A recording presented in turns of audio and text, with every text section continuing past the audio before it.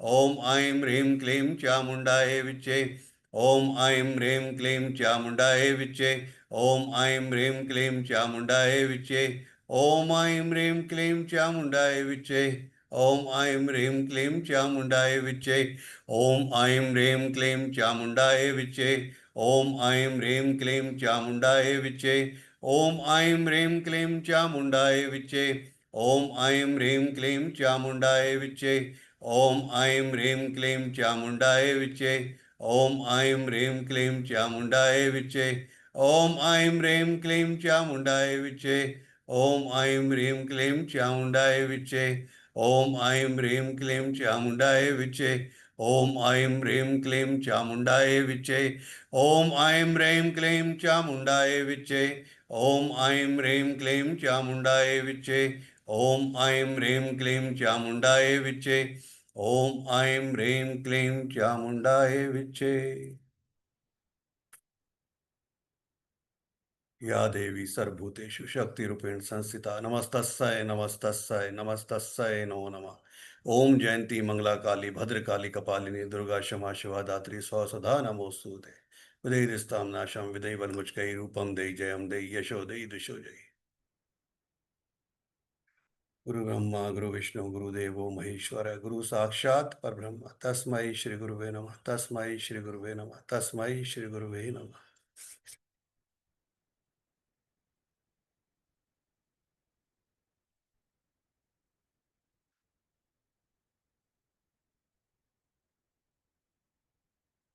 चलिए,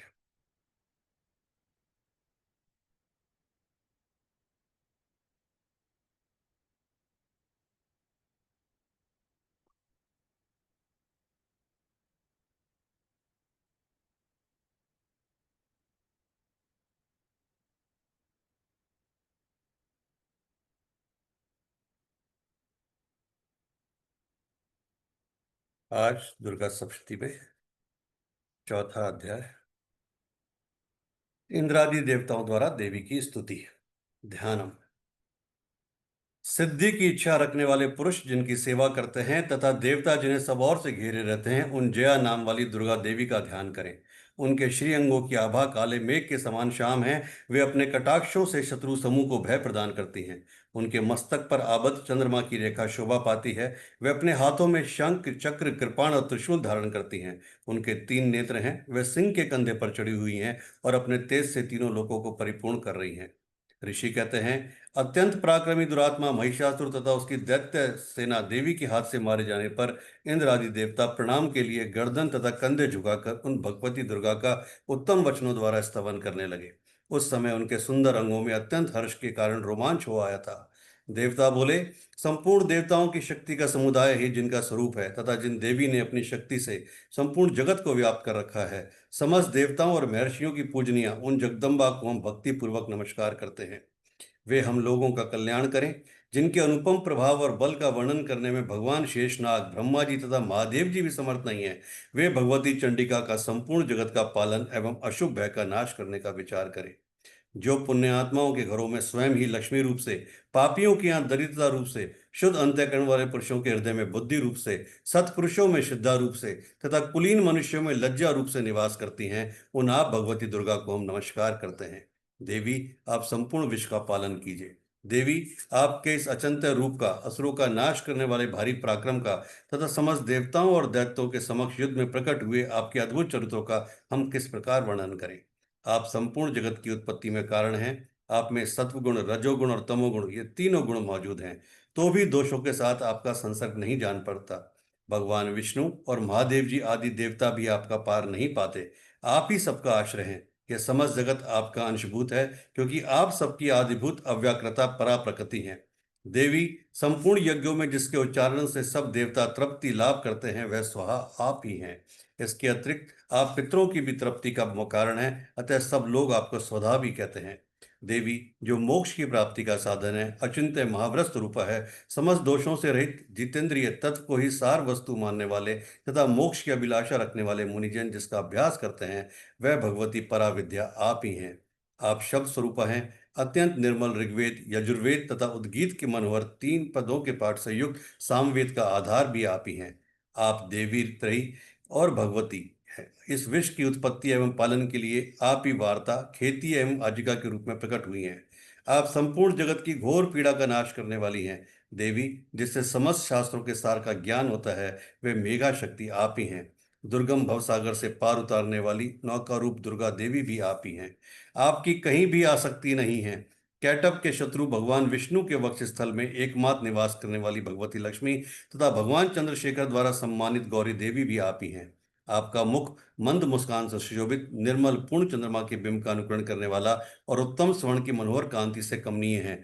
तो भी उसे देखकर महिषासुर को क्रोध हुआ और सहसा उसने उस पर प्रहार कर दिया। यह बड़े आश्चर्य की बात है। देवी, वही मुख जब क्रोध से युक्त होने पर उदयकाल के चंद्रमा की भांति लाल और तनी हुई भौं के कारण विकराल हो उठा, तब उसे देखकर जो महिषासुर के प्राण तुरंत नहीं निकल गए, यह उससे भी बढ़कर आश्चर्य की बात है। क्योंकि क्रोध में भरे हुए यमराज को देखकर भला कौन जीवित रह सकता है। देवी, आप प्रसन्न हो। परमात्मा स्वरूप आपके प्रसन्न होने पर जगत का अभ्युदय होता है और क्रोध में भर जाने पर आप तत्काल ही कितने कुलों का सर्वनाश कर डालती हैं। यह बात अभी अनुभव में आई है, क्योंकि महिषासुर की यह विशाल सेना क्षण भर में आपके कोप से नष्ट हो गई है। सदा अभ्युदय प्रदान करने वाली आप जिन पर प्रसन्न रहती हैं, वे ही देश में सम्मानित हैं। उन्हीं को धन और यश की प्राप्ति होती है। उन्हीं का धर्म कभी शिथिल नहीं होता तथा वे ही अपने हर्ष पुष्ट स्त्री पुत्र और भृत्यों के साथ धन्य माने जाते हैं। देवी, आपकी ही कृपा से पुण्यात्मा पुरुष प्रतिदिन अत्यंत श्रद्धा पूर्वक सदा सब प्रकार के धर्मानुकूल कर्म करता है और उसके प्रभाव से स्वर्ग लोक में जाता है। इसलिए आप तीनों लोकों में निश्चय ही मनोवांछित फल देने वाली हैं। माँ दुर्गे, आप स्मरण करने पर सब प्राणियों का भय हर लेती हैं और स्वस्थ पुरुषों द्वारा चिंतन करने पर उन्हें परम कल्याण में बुद्धि प्रदान करती हैं। दुख, दरिद्रता और भय हरने वाली देवी, आपके सिवा दूसरी कौन है जिसका चित्त सबका उपकार करने के लिए सदा ही दयाद्र रहता हो।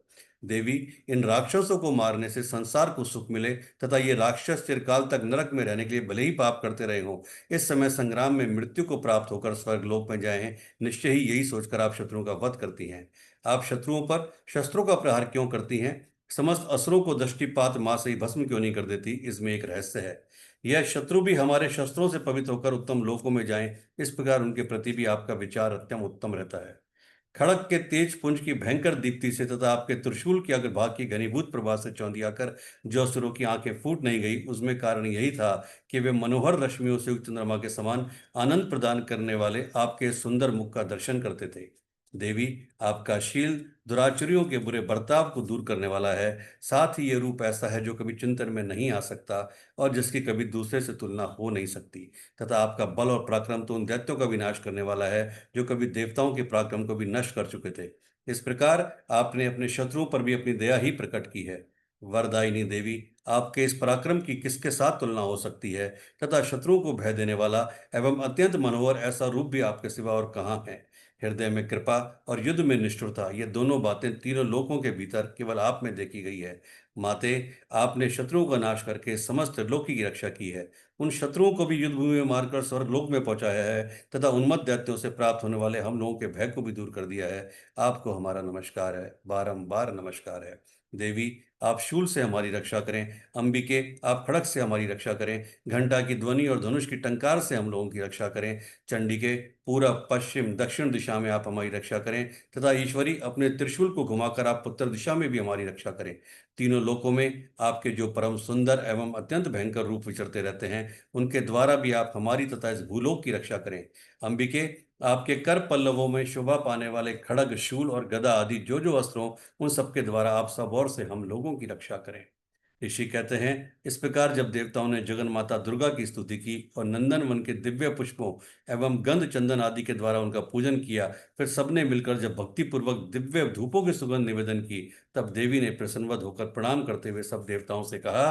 देवी बोली, देवताओं, तुम सब लोग मुझसे जिस वस्तु की अभिलाषा रखते हो उसे मांगो।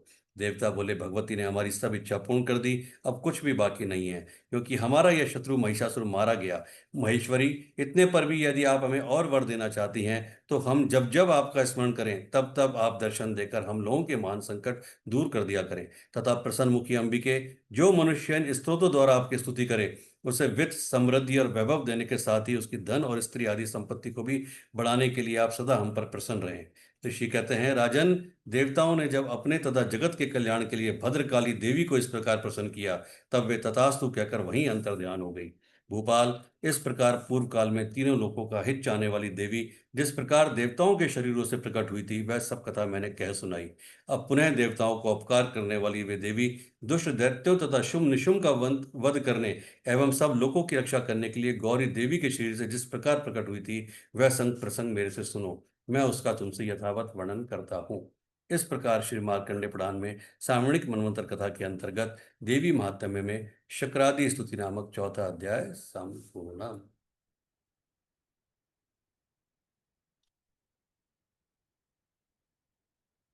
चलिए जी, तो कल हमने एक बालकांड को एक प्रश्नावली पे छोड़ा था कि हनुमान चालीसा में कितनी चौपाई होती है। उसका आंसर मिल गया था आपको, 40 चौपाई होती है। अरे वाह, सुब्रमण्यम जी सबसे पहले हाथ उठा रहे। जी, एक और सवाल पूछा था आपने कि राम जी का नाम कितनी बार आता है और हाँ हनुमान जी। जी का नाम।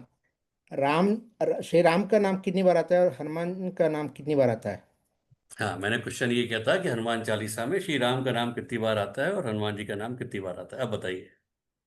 राम का नाम 18 बार आता है और हनुमान जी का नाम 3 बार।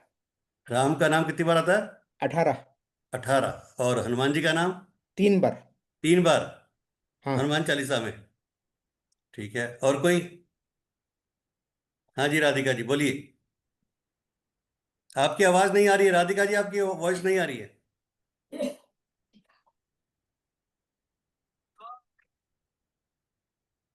आपकी वॉइस नहीं आ रही है राधिका जी, वॉइस नहीं आ रही है आपकी। और कोई? मैंने गिना तो हनुमान जी के अलग अलग नाम मिला करके 12 बार 13 बार के करीब आ रहे हैं। राम जी का नाम तो मैं गिनना भूल गई। कितनी बार आता है राम जी का नाम? राम जी का नाम मैं गिनना भूल गई। वेरी और गुड, बहुत अच्छी हनुमान बात जी है का जी। नाम शायद 12 बार या 13 बार आता है, शायद। जिससे ये भी अच्छी शायद। बात है, शायद। सॉरी। हाँ जी, राधिका जी बोलती हैं 7 टाइम्स हनुमान जी का नाम आता है, इन्होंने चैट चैट पे लिखा है। और राम जी का नाम कितनी बार आता है राधिका जी? और कोई? हाँ जी, अगर माधवी। अगर केवल हनुमान नाम को देखें तो वो 4 बार ये आएगा। अगर मत लगाया करो, तुम एक तो अगर बहुत लगाती हो। तुम्हारे साथ ये बहुत दिक्कत है कि हर चीज में अगर मगर किंतु परंतु बहुत चलता है। ये लॉजिक ही तो तुम्हें आगे नहीं बढ़ने देते, पता है। मतलब अगर मतलब हनुमान जी के बहुत सारे नाम हैं, अगर माधवी लेकिन को सिर्फ 10 नामों से कोई पुकारता है, पापा अलग नाम से, मम्मी अलग नाम से, हस्बैंड किसी नाम से, तो है तो माधवी एक ही ना, वो माधवी के सारे नाम गिने जाएंगे ना भाई। ये थोड़ी कि केवल माधवी माधवी माधवी कितनी बार आए, हनुमान जी के नाम कितनी बार आए हैं, बात वो चल रही है। ये जैसे 37 टाइम हनुमान जी का पूरा नाम आया है। कितनी बार? पूरी 37। अच्छा, और? और राम जी का 10 बार। ठीक है, और कोई? अभी तक किसी का सही आंसर नहीं आया जी। लीना जी लिखती है 27 बार। 27 बार क्या है ये?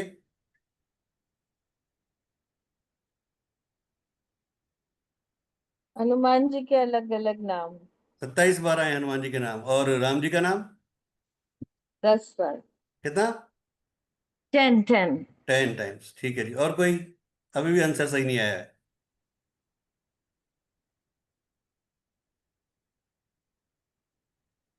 बताइए, 24 घंटे का टाइम मिला तो कोई आंसर नहीं ढूंढ पाया, बताइए, कितने आश्चर्य की बात है। ये 37 नाम, सॉरी कहाँ थी मैं। 31 टाइम हनुमान जी का नाम है। मैं 37 काउंट कर रही अभी भी गलत है, और बोलो। हूँ।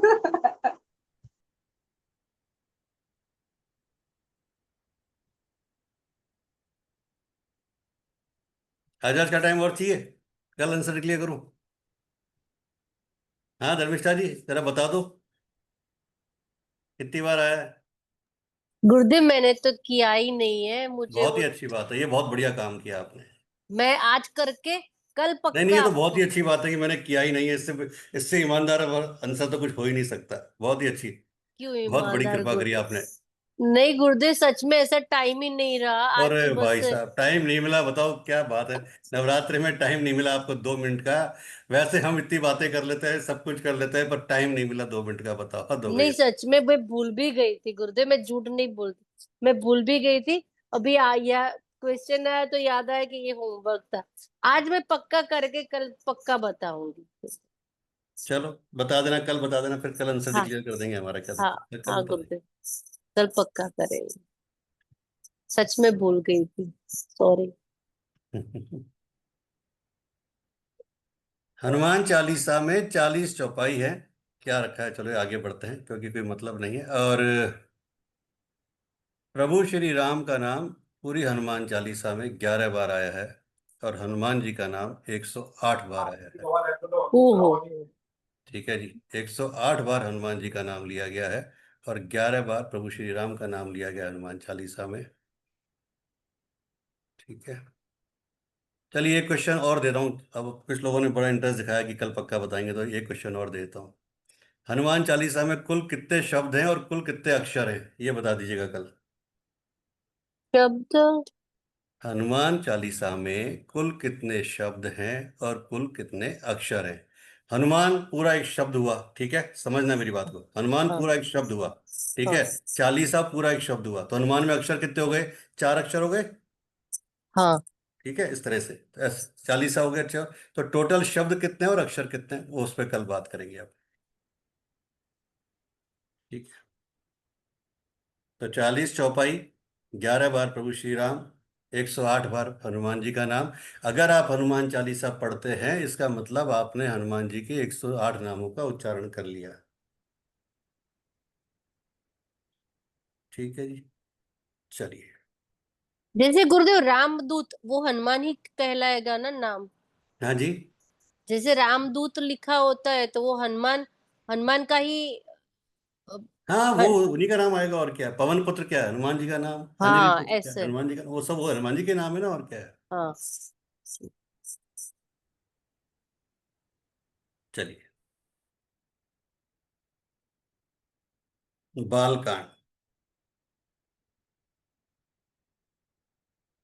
ऐसी कविता बिना निर्मल बुद्धि के होती नहीं, और मेरी बुद्धि का बल बहुत ही थोड़ा है, इसलिए बार बार निहोरा करता हूं कि हे कवियों, आप कृपा करें जिससे मैं हरियश का वर्णन कर सकूं।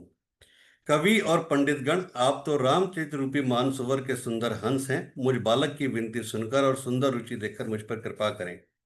मैं उन वाल्मीकि मुनि के चरणों की कमल वंदना करता हूं जिन्होंने रामायण की रचना की, जो खर सहित होने पर भी खर से विपरीत बड़ी कोमल और सुंदर हैं, तथा जो दूषण सहित होने पर भी दूषण अर्थात दोष से रहित हैं।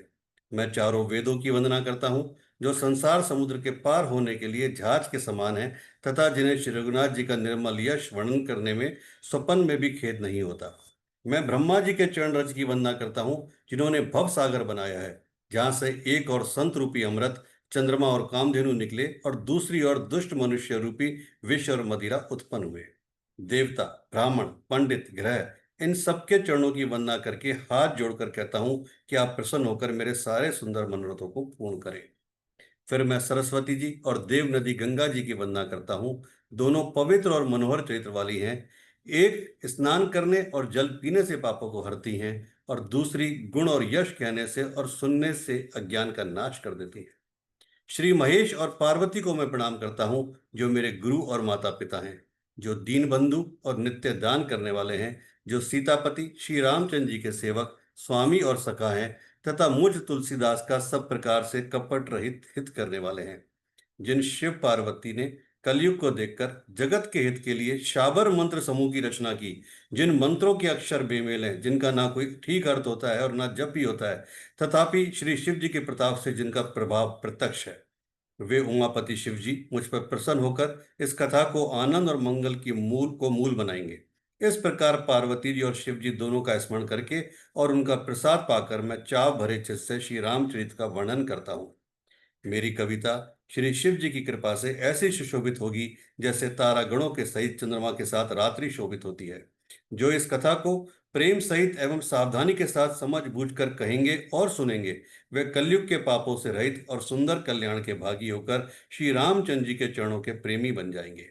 यदि मुझ पर श्री शिव जी और पार्वती जी की स्वप्न में भी सचमुच प्रसन्नता हो, तो मैंने इस भाषा कविता का जो प्रभाव कहा है वह सब सच हो। मैं अति पवित्र श्री अयोध्यापुरी और कलयुग के पापों का नाश करने वाली श्री सरयू नदी की वंदना करता हूँ। फिर अवधपुरी के उन नर नारियों को प्रणाम करता हूँ जिन पर प्रभु श्री रामचंद्र जी की ममता थोड़ी नहीं है, अर्थात बहुत है।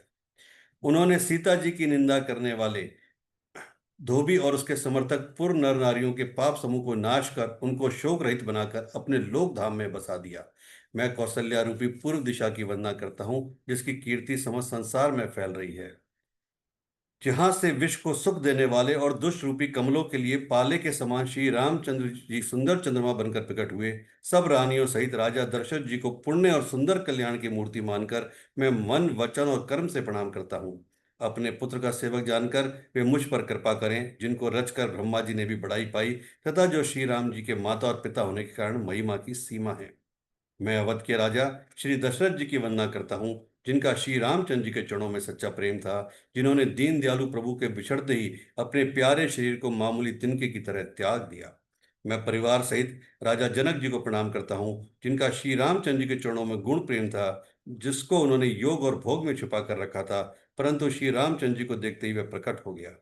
भाइयों में सबसे पहले मैं श्री भरत जी के चरणों को प्रणाम करता हूँ, जिनका नियम और व्रत वर्णन नहीं किया जा सकता, तथा जिनका मन श्री रामचंद्र जी के चरण कमलों में भौरे की तरह डुबाया हुआ है, कभी उनका पास नहीं छोड़ता।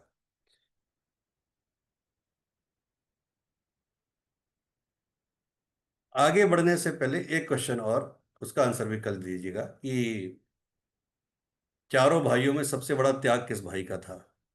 चार भाई थे, श्री राम जी को छोड़ देते हैं, भरत, लक्ष्मण और शत्रुघ्न। इन चारों में सबसे बड़ा त्याग किसका था और क्यों था? कल इस पे बात करेंगे, है ना। मैं श्री लक्ष्मण जी के चरण कमलों को प्रणाम करता हूं, जो शीतल, सुंदर और भक्तों को सुख देने वाले हैं। जो श्री रघुनाथ जी की कीर्ति रूपी विमल पताका में जिनका लक्ष्मण जी का यश पातका को ऊंचा करने वाले दंड के समान हुआ। जो हजार सिर वाले और जगत के कारण हैं, जिन्होंने पृथ्वी का भय दूर करने के लिए अवतार लिया, वे गुणों की खान, कृपा सिंधु, सुमित्रा नंदन श्री लक्ष्मण जी मुझ पर सदा प्रसन्न रहे। मैं श्री शत्रुघ्न जी के चरणों की को प्रणाम करता हूं, जो बड़े वीर, सुशील और श्री भरत जी के पीछे चलने वाले हैं। मैं महावीर श्री हनुमान जी की विनती करता हूं, जिनके यश का श्री रामचंद्र जी ने स्वयं अपने मुख से वर्णन किया है।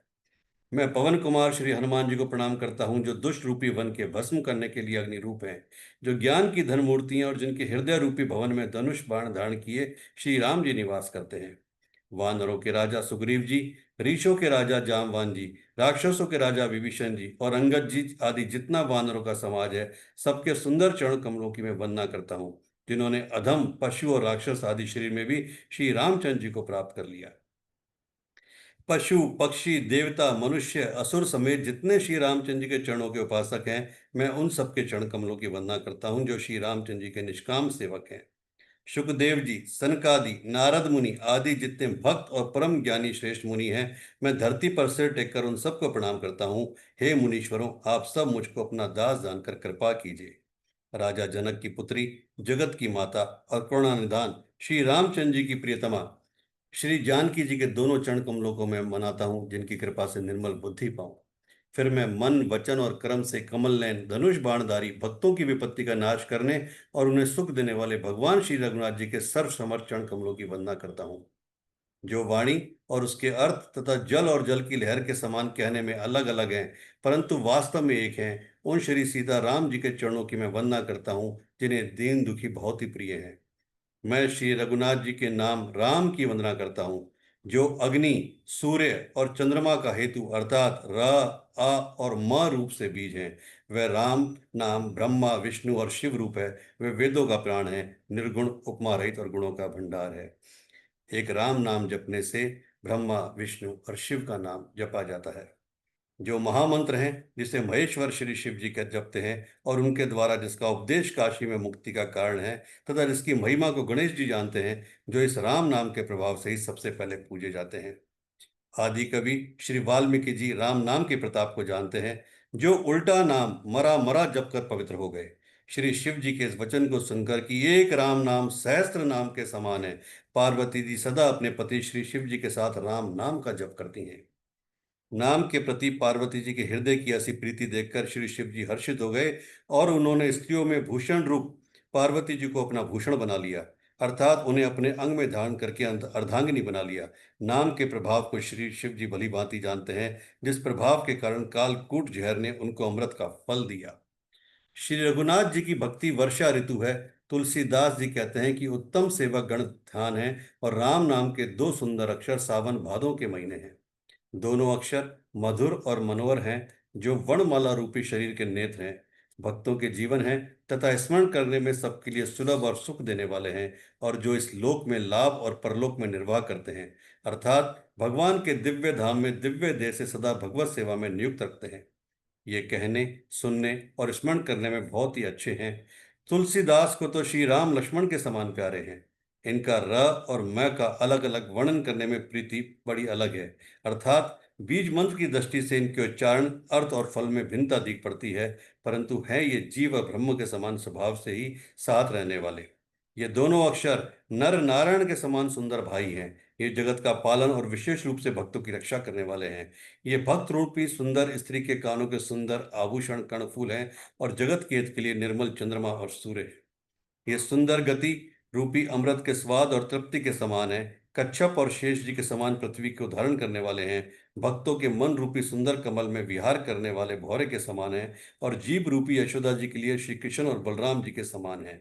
तुलसीदास जी कहते हैं, श्री रघुनाथ जी के नाम के दोनों अक्षर बड़ी शोभा देते हैं, जिनमें से एक छत्र रूप से और दूसरा मुकुटमणि रूप से सब अक्षरों के ऊपर है। समझने में नाम और नामी दोनों एक से हैं, किंतु दोनों में परस्पर स्वामी और सेवक के समान प्रीति है। प्रभु श्री राम जी अपने राम नाम का ही अनुगमन करते हैं, नाम लेते ही वहां आ जाते हैं। नाम और रूप दोनों अनादि हैं, और सुंदर बुद्धि से ही इनका स्वरूप जानने में आता है। इन राम में कौन बड़ा है कौन छोटा, यह कहना अपराध है। इनके गुणों का तारतम्य सुनकर साधु पुरुष स्वयं ही समझ लेंगे। रूप नाम के अधीन देखे जाते हैं, नाम के बिना रूप का ज्ञान नहीं हो सकता। कोई सा विशेष रूप बिना उसका नाम जाने हथेली पर रखा हुआ भी पहचाना नहीं जा सकता, और रूप के बिना देखे भी नाम का स्मरण किया जाए तो विशेष प्रेम के साथ वह रूप हृदय में आ जाता है। नाम और रूप की कहानी अकथनीय है, वह समझने में सुखदायक है, परंतु उसका वर्णन नहीं किया जा सकता। निर्गुण और सगुण के बीच में नाम सुंदर साक्षी है, और दोनों का यथार्थ ज्ञान कराने वाले चतुर दुभाषियां हैं।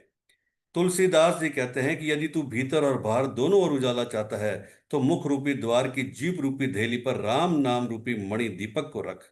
ब्रह्मा के बनाए हुए इस प्रपंच से भली भांति छूटे हुए वैराग्यवान मुक्त योगी पुरुष इस नाम को ही जीभ से जपते हुए जागते हैं, और नाम तथा रूप से रहित अनुपम अनिवर्चनीय अनाम्य ब्रह्म सुख का अनुभव करते हैं। जो परमात्मा के गूढ़ रहस्य को जानने चाहते हैं, वे जिज्ञासु भी नाम को जीभ से जप कर उसे जान लेते हैं। साधक लौ लगाकर नाम का जप करते हैं और आठों सिद्धियों को पाकर सिद्ध हो जाते हैं। आर्त भक्त नाम जप करते हैं तो उनके बड़े भारी बुरे बुरे संकट मिट जाते हैं और वे सुखी हो जाते हैं। जगत में चार प्रकार के अर्थार्थी, धनादि की चाह से भजने वाले, संकट की निवृत्ति के लिए भजने वाले, भगवान को जानने की इच्छा से भजने वाले, और भगवान को तत्व से जानकर स्वाभाविक ही प्रेम से भजने वाले राम भक्त हैं। और चारों ही पुण्यात्मा पाप रहित और उदार हैं। चारों ही चतुर भक्तों को नाम का ही आधार है। इसमें ज्ञानी भक्त प्रभु को विशेष रूप से प्रिय है। यूं तो चारों युगों में चारों ही वेदों में नाम का प्रभाव है, परंतु कलयुग में विशेष रूप से है। इसमें तो नाम को छोड़कर दूसरा कोई उपाय है ही नहीं। जो सब प्रकार की कामनाओं से रहित और श्री राम भक्ति के रस में लीन है, उन्होंने भी नाम के सुंदर प्रेम रूपी अमृत के सरोवर में अपने मन को मछली बना रखा है। निर्गुण और सगुण ब्रह्म के दो स्वरूप हैं। ये दोनों ही अकथनीय, अथाह, अनादि और अनुपम हैं। मेरी सम्मति में इन नाम दोनों से बड़ा है, जिसने अपने बल से दोनों को अपने वश में कर रखा है। सज्जनगण इस बात को मुझ दास की डिठाई या केवल काव्योक्ति ना समझें। मैं अपने मन के विश्वास, प्रेम और रुचि की बात कहता हूँ। निर्गुण और सगुण दोनों प्रकार के ब्रह्म का ज्ञान अग्नि के समान है। निर्गुण उस अप्रकट अग्नि के समान है जो काठ के अंदर है परंतु दिखती नहीं, और सगुण उस प्रकट अग्नि के समान है जो प्रत्यक्ष दिखती है। ऐसे विकार रहित प्रभु के हृदय में रहते हुए भी जगत के सब जीव दीन और दुखी हैं। नाम का निरूपण करके नाम का निरंतर जतन करने से वही ब्रह्म ऐसे प्रकट हो जाता है जैसे रत्न के जानने से उसका मूल्य। इस प्रकार निर्गुण से नाम का प्रभाव अत्यंत बड़ा है। अब अपने विचार के अनुसार कहता हूं कि नाम राम से भी बड़ा है। कहते हैं कि राम से बड़ा राम का नाम। श्री रामचंद्र जी ने भक्तों के हित के लिए मनुष्य शरीर धारण करके स्वयं कष्ट सहकर साधुओं को सुखी किया, परंतु भक्तगण प्रेम के साथ नाम का जप करते हुए सहज ही में आनंद और कल्याण के घर हो जाते हैं। श्री राम जी ने एक तपस्वी की स्त्री को ही तारा, परंतु नाम ने करोड़ों दुष्टों की बिगड़ी बुद्धि को सुधार दिया। श्री राम जी ने ऋषि विश्वामित्र के हित के लिए एक सुकेतु यक्ष की कन्या ताड़का की सेना और पुत्र सुबाहु सहित समाप्ति की, परंतु नाम अपने भक्तों के दोष, दुख और दुराशाओं का इस तरह नाश कर देता है जैसे सूर्य रात्रि का। श्री राम जी ने तो स्वयं शिव जी के धनुष को तोड़ा, परंतु नाम का प्रताप ही संसार के सब भयों का नाश करने वाला है। प्रभु श्री राम जी ने दंड के वन को सुहावना बनाया, परंतु नाम ने असंख्य मनुष्य के मनों को पवित्र कर दिया। श्री रघुनाथ जी ने राक्षसों के समूह को मारा, परंतु नाम तो कलयुग के सारे पापों की जड़ उखाड़ने वाला है। श्री रघुनाथ जी ने तो शबरी, जटायु आदि उत्तम सेवकों को मुक्ति दी, परंतु नाम ने अगणित दुष्टों का उद्धार किया। नाम के गुणों की कथा वेदों में प्रसिद्ध है।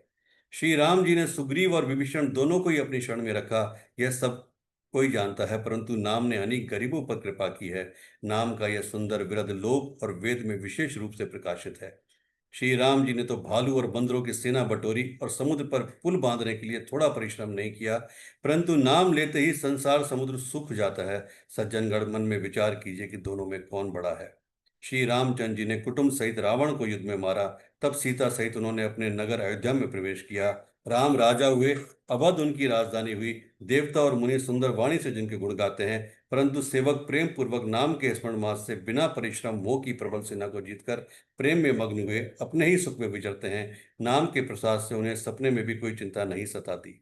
इस प्रकार नाम निर्गुण और सगुण राम दोनों से बड़ा है। यह वरदान देने वालों को भी वर देने वाला है। श्री शिव जी ने अपने हृदय में यह जानकारी 100 करोड़ रामचरित्र में से इस राम नाम को सारू रूप से चुनकर ग्रहण किया है। श्री राम जय राम, जय जय राम। श्री राम जय राम, जय जय राम। जय श्री राम, जय श्री राम, जय जय श्री राम। जी, आज से रिलेटेड कोई क्वेश्चन है, कुछ पूछना है तो पूछ लीजिए, नहीं तो फिर आगे बढ़ते हैं।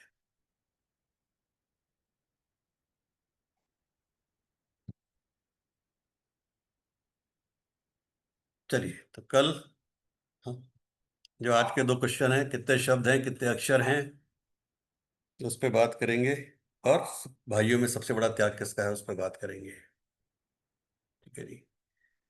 8:30 बजे जो लोग अनंत यात्रा वाले उसमें हैं, 8:30 बजे आज क्लास है, आज और कल 8:30 बजे, तो 8:30 बजे ज्वाइन कर लीजिएगा, है ना। थैंक यू वेरी मच आप सबका ज्वाइन करने के लिए। ईश्वर आप सबको मान सम्मान दे, धन दौलत दे, स्वस्थ रखे, निरोगी रखे और खत्म में आपकी यात्रा को आगे बढ़ाए। राधे राधे। राधे राधे।